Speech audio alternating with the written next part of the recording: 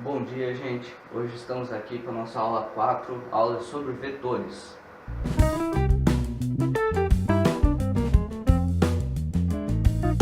Bom, primeiramente, o que nós vamos fazer? Lembra aquele projeto que nós abrimos na aula 3, o projeto Testes? Vamos continuar usando ele, só que agora nós vamos criar um novo pacote, o pacote aula _004. A gente vai finalizar. Vocês lembram como criou o pacote? Está na aula passada. Caso vocês não lembrem, dê uma olhada lá. Então, nesse pacote você vai criar uma classe com o botão direito do mouse em cima do novo pacote, novo, classe Java, nome da classe, e o nome da classe vai ser exemplo _01. Daí você finaliza. E daí lembra aquele código que tivemos que incluir no código da aula passada? Todos os códigos vamos incluir ele. Public, static, void main, string args. O que é um vetor? O vetor é um conjunto de variáveis do mesmo tipo. Ou seja, vou dar um exemplo. Quando você tem uma variável do tipo CPF, você não pode fazer que ela seja uma inteira. Porque se você digitar o CPF inteiro, não é número por número. Por exemplo, vamos dar nesse CPF 564. 564 501 607 64. O que esse CPF tem? Ele não é o número 564 milhões, entendeu? Ele é o número 5, 6, 4, 5, 0, 1 e por aí vai. São vários números, sem relação entre si. Então, cada um desses números que compõem o CPF, eles são números inteiros. Cada um deles, eles não são juntos um número inteiro. O que seria o CPF? O CPF é um conjunto de números inteiros. Ou seja, ele é um vetor de números inteiros. O que é um vetor? É um conjunto de variáveis do mesmo tipo. Então, a gente pode identificar esse vetor CPF que ele tem 11 posições, sem contar os pontos. Aqui, ó, 5, 64, 5, 0, 1, 6, 0, 7, 64. Nós vamos usar muito o conceito de abre e fecha colchetes, porque o vetor trabalha as posições nesse sentido. Agora, vamos ver cada posição. Como eu disse, tem 11 posições. 5 é a posição número 0, porque sempre começa contando do 0. Nunca começa contando do 1 em programação de Java, lembre disso. O 6 é a posição 1, o 4 é a posição 2, o 5 é a posição 3. Lembra que já falamos 4 posições e estamos na 3, entendeu? Então, quando o vetor tem 11 posições, ele vai ter, na verdade, quando você for na programação, ele vai ter de 0 a 10, não de 1 a 11, ok? Agora vamos falar um pouco sobre o formato de declaração de um vetor. Como que é? Esse abre e fecha chaves aqui é só para identificar um texto que na verdade seria uma variável.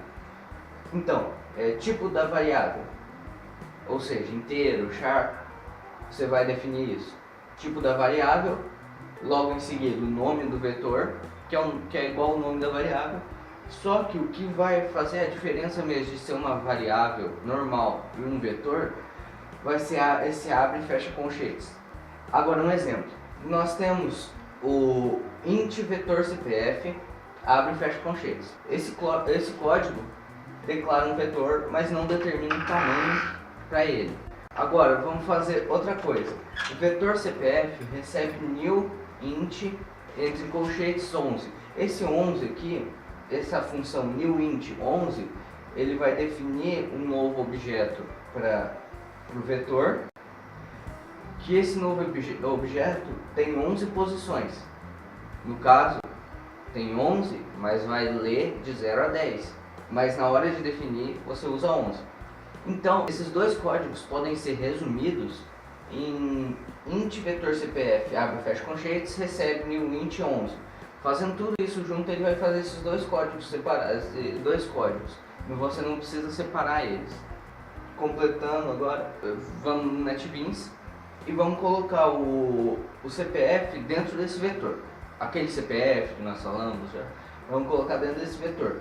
Lembrando que a contagem de posições do vetor é diferente, começa do zero. Agora vamos digitar esses códigos aqui no NetBeans. Vetor CPF 0, 5, recebe de 5, vetor CPF posição 1 recebe de 6, vetor CPF posição 2 recebe de 4 e por aí vai até o final. Agora eu vou mostrar para vocês no NetBeans como ficaria esse código.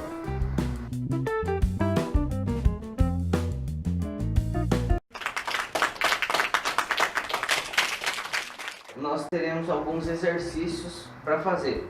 E o primeiro eu vou fazer com vocês. Vamos ler o exercício?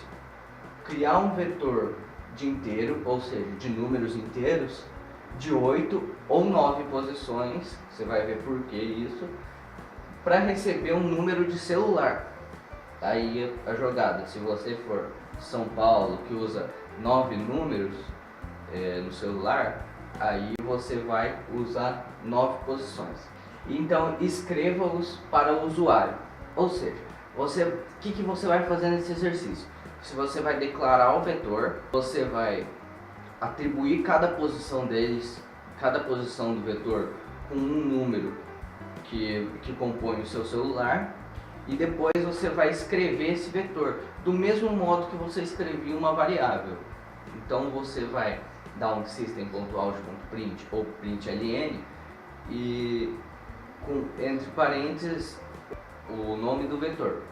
Agora vamos ver o resultado desse exercício.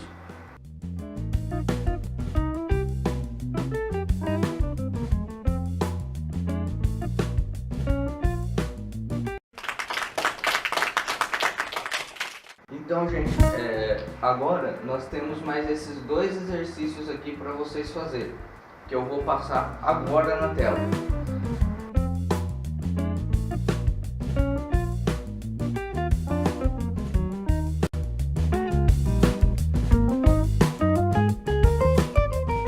Então é isso, gente. Se vocês gostaram do vídeo, já sabem, né? Curtam, comentem, compartilhem, se inscrevam no canal, que acho que amanhã eu vou postar o segundo vídeo.